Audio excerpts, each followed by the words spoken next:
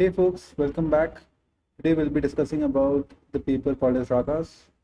I'm Shubham Agnihotri and you're watching The Beginning of Infinity. So coming to the paper directly, what RAGAS basically stand for is Retrieval Augmented Generation Assessment. So there's a lot of models out there, a lot of frameworks coming out there like LangChain, Llama Index. The task of these frameworks are to, ping different databases or different vector stores, get data out of them, and use LLMs to interpret those data and give an output based on a user query. For example, I say, what is, let's say my database is of, let's say, law, or all the laws in the constitution, and I say, whether it is legal or illegal to do something X, Y, Z. So then for that we use something called as a RAG model. So what Raga is basically is it's an assessment of RAG models, because again in the backend RAG models use LLMs, and we all know that uh, you know how good LLMs are on hallucinations, and all the models out there which are there to assess RAGs are kind of requires ground truth annotations, and that becomes very difficult when we are doing on a very large data set or very large corpus. So there was a need for automating the whole assessment process. So that is where the Raga came in. So I'll directly take you to the brief important points. So yes, over here, initially it says it's a Raga pipeline, and yes, so it says with Raga, we put forward a suite of metrics which can be used to evaluate these different dimensions without having to rely on the ground truth and human annotations. That is something really great. Like, we don't need to now annotate thousands of answers, or let's say hundreds of answers to even check whether the output is correct or not. So over here, they use basically three metrics. I'll be covering them later. So before coming over there, so there's a kind of an history where there are a lot of already metrics out there to do that. For example, we have BART score that kind of looks at conditional probability of the generation with the given input. Then we have self-check GPT, that kind of samples multiple answers and check whether it is correct or not. Because what it has been observed is that if its answer is hallucinating, the out answer will be a lot more random as compared to if it's coming from if it's a factual answer, then the answer is somewhat similar. Then there were also some researchers where they proposed a classifier in between of the layer of the LLM to find out whether the answer is true or false. That is somewhere which is written over here. And yeah, then there was automated evaluation was also there. For example, GPT score that provides average probability, and then again a BERT score and mover score use contextual embeddings to produce a produced by a pre-trained BERT model, and then do a similarity between these answers. So that there were already few models out there, but again a lot of these models, or majority of the models, require ground truth. And what comes with Raga is this beauty. So for example, we take a question Q and we have a context CQ, we have an answer AQ. So basically now we have a question, we have the context from which the answer will be taken, and then there is an answer which is generated. So Raga pretty much works on three factors, which is faithfulness, answer relevance, and context relevance. So what is faithfulness? So as the definition says, it's the idea that an answer should be grounded to the given context. It is important to avoid hallucination and to ensure that the received context acts as a justification for an answer. So what does that mean is, for example, I'm saying, who was Batman from, let's say, the movie of, it's basically, let's say I have a movie of Iron Man and I ask who was Batman. And no matter whatever context it fetches, it may not have the right information for the question.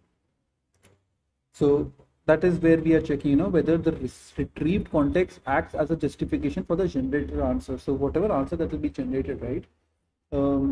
it may be wrong. So if the context that is received is actually giving that answer.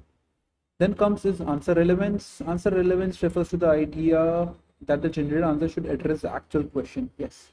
So for example, I say, tell me more about Batman, and it starts telling me about Superman. I'm not a DC fan, by the way, but okay. So the answer that is generated is correct or not.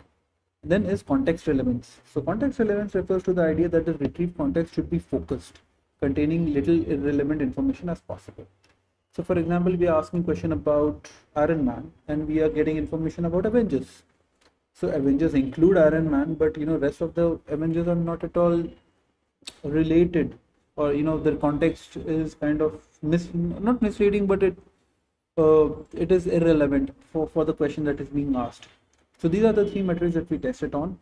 So for faithfulness, it goes like, for all these three metrics, there are prompts that have been made. They ask the model, these prompts are sent to the models, the answers are generated, and then based on those answers, the metrics are being calculated.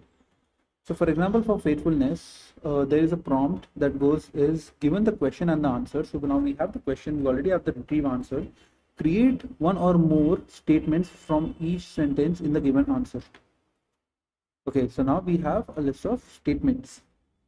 Okay, now what we do with this is, now given the context and because we already have the context as well, because that is how we get the similarity score and get the context. Then it says given the context, following statements, then determine whether they are supported by the information present in the context. So the statements that have been there are supported, is there in the context or not. Then provide a brief explanation of each statement before arriving at a verdict. Prove a final verdict for each statement in order at the end of the given format. Do not deviate from the specific format. So yes. So for each statement SI is inferred in CQ using a verification function.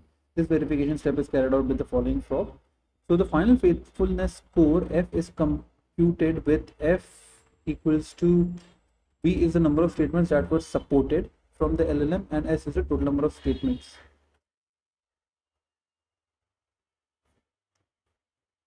So this is how we get it for our answers, whether the model is getting the received context is enough to answer the question or not.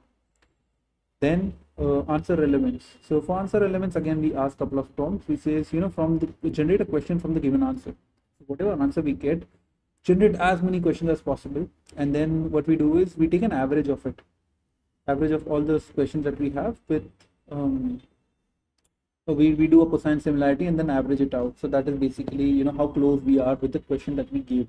So that means the answer generated was very specific to this question, or it can be multiple other questions as well. Then comes context relevance. So for context relevance, we again have a prompt that says please extract relevant sentences from the provided context that can potentially help answer the following question. If no relevant sentence are found, or you believe that a question cannot be answered from the given context, return a phrase insufficient information. So while extracting the candidate sentences, you are not allowed to make any changes to the sentences from a given context. So over here, what we are trying to say is, I have the context. Now, please extract relevance. So please extract the sentences from which we can answer the question. Now in this way, now let's say if there are 100 questions that come in the context, now only 10 are useful, so only 10 of the numbers will be extracted and the total number will be 100. So in this means, therefore it means that the context relevance is bad. So that is somewhere we can work on it. So then there was actually no data set which was available, so these guys made their own data set, which was wiki eval data set. So it was just how they kind of created it, how they created those prompts, or let's say created those context, and then use those context to generate answers. So then everything was kind of a human annotated data set. There were 2 human annotators that were used, and like over here it says for faithful and context relevance, the 2 annotators agreed around for 95% of the cases. For answer relevance, they agreed around 90% of the cases. So this was for generating the ground truths, to match it to to test whether this actually works or not. Then hmm, then is so because there is no actual data set which has the context, the question, and the answer. Then they tested their score with other models. So it is something coming out to be really good when it comes to faithfulness. Faithfulness says whether we will be able to answer the question. Answer is whether the answer is relevant. Context is, eh, are we having the right amount of information, or is there something apart from this which is given which is not useful? And we can see that Raga is performing really well as compared to other scores, which is really nice. So yeah, that brings the end to the paper. Do let me know if you guys need any kind of code walkthrough on this. I'll definitely share the GitHub link of the repository. It's a really good score, and if you like me reading, me giving my inputs on these papers, do let me know any other paper that you want me to. Anyways, I'll be reading it at random from my interest. But if you want any specific paper, do let it down in the comments. Do share it with with your friends, and do like, share, and subscribe. Till then, thank you so much. Take care. Stay safe. Bye bye.